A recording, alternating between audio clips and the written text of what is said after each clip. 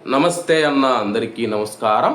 కువైట్లోని ప్రవాస కార్మికులలో మనం చూసుకుంటే గృహ కార్మికుల శాతం 25.4%గా ఉంది. అంటే 100 మంది ప్రవాసులు కువైట్లో నివసిస్తూ ఉంటే అందులో 25 నుంచి 26 మంది కువైట్లోని ఇళ్లలో పనిచేస్తూ ఉంటే మిగతా 75 మంది మనం చూసుకుంటే కువైట్లోని కంపెనీలలో కానీ, లేకపోతే ఏదైనా సంస్థల్లో కానీ, లేకపోతే రకరకాల షాపులలో అయితే పనిచేస్తూ ఉన్నారు. తాజా నివేదిక ప్రకారం కువైట్ తమకు వద్దు అంటూ గృహ కార్మికులు వెళ్ళిపోతూ ఉన్నట్లు తాజా గణాంకాలు తెలుపుతూ ఉన్నాయి. వివరాల్లోకి వెళితే 2025 రెండవ త్రైమాసికం చివరి నాటికి, అంటే మార్చి నుంచి జూన్ నాటికి మనం చూసుకుంటే రెండవ త్రైమాసికంలో కువైట్లో గృహ కార్మికుల సంఖ్య 7,57,100కు చేరుకుందని చెప్పేసి తాజా గణాంకాలు వెల్లడిస్తూ ఉన్నాయి.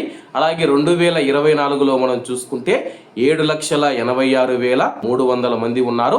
అంటే గత సంవత్సరంతో పోల్చుకుంటే ఈ సంవత్సరము 3.7% మంది తగ్గారు.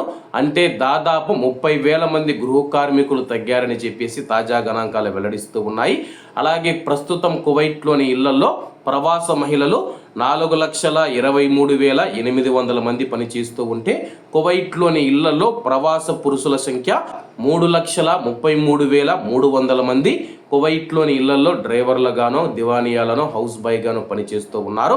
అలాగే ఆడవాళ్ళ విషయానికి వస్తే కానీ ఫిలిపిన్ మహిళలు 1,30,800 మందితో అగ్రస్థానంలో కొనసాగుతూ ఉన్నారు. 2024లో ఫిలిపిన్ మహిళా కార్మికుల సంఖ్య 1,64,000గా ఉంటే వాళ్ళ యొక్క సంఖ్య కూడా తగ్గిందనమాట. అలాగే కువైట్లోని ఇళ్లలో పనిచేసే వారిలో భారతీయ పురుషులు అగ్రస్థానంలో ఉన్నారు. 2,13,700 మంది కువైట్లోని ఇళ్లలో పనిచేస్తూ ఉన్నారు. 2024లో 2,45,300గా ఉన్న కువైట్లోని భారతీయ గృహ కార్మికుల సంఖ్య మనం చూసుకుంటే, ముఖ్యంగా పురుష కార్మికుల సంఖ్య మనం చూసుకుంటే దాదాపు 30,000 వరకు తగ్గిందని చెప్పేసి తాజా గణాంకాలు తెలుపుతూ ఉన్నాయి.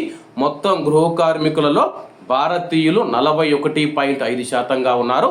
అంటే 2024, 2023లో చూసుకుంటే 47-48% మంది గృహ కార్మికులలో భారతీయ గృహ కార్మికులే ఉండేవారన్నమాట. అంటే దాదాపు 6 నుంచి 7% అయితే గృహ కార్మికుల సంఖ్య తగ్గిపోయింది. ఎందుకంటే కానీ జీతాల సమస్య కావచ్చు, పని ఒత్తిడి కావచ్చు, కువైట్ యజమానుల వేధింపులు కావచ్చు, దాడులు కావచ్చు, గొడవలు కావచ్చు, కొట్టడం కావచ్చు, తిట్టడం కావచ్చు, అలాగే రకరకాలుగా మనం చూసుకుంటే అనేక ఇబ్బందులు పడుతూ అయితే చాలా మంది ఇంకా కువైట్లోని ఇళ్లలో పని చేయలేమని చెప్పేసి ఇతర దేశాలకు వలస వెళుతూ ఉన్నట్లు తాజా గణాంకాలు, తాజా నివేదిక తెలిపింది. అలాగే ఈ యొక్క గృహ కార్మికుల సంఖ్య తగ్గడానికి ప్రధాన కారణం మనం చూసుకుంటే ఖాదీం వీసా మీద బయట ఎక్కువ మంది పనిచేస్తూ ఉన్నారు కదా. తనిఖీలు చేసినప్పుడు చాలా మంది పోలీసులకు దొరికిపోవడంతో దానివల్ల కూడా కువైట్లో గృహ కార్మికుల సంఖ్య తగ్గి ఉండవచ్చని చెప్పేసి నిపుణులు తెలుపుతున్నారు. మరి దీనిపైన మీ యొక్క అభిప్రాయాన్ని కామెంట్ రూపంలో తెలియజేయాలని కోరుకుంటూ అందరూ బాగుండాలి, అందులో మనం ఉండాలి. అందరికీ నమస్తే అన్న, జై హింద్.